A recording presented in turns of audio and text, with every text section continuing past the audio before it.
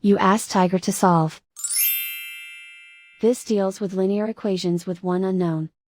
The final result is p equals -11/2. Let's solve it step by step.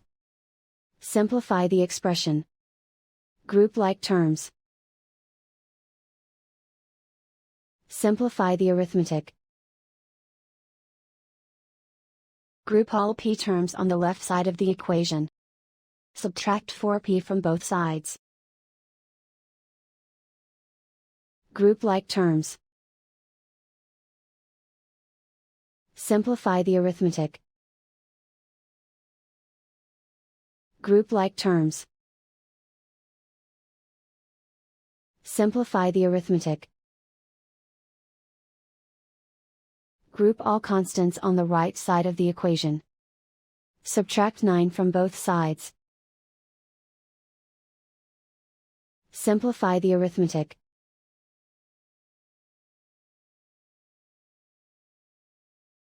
Isolate the p. Divide both sides by 2.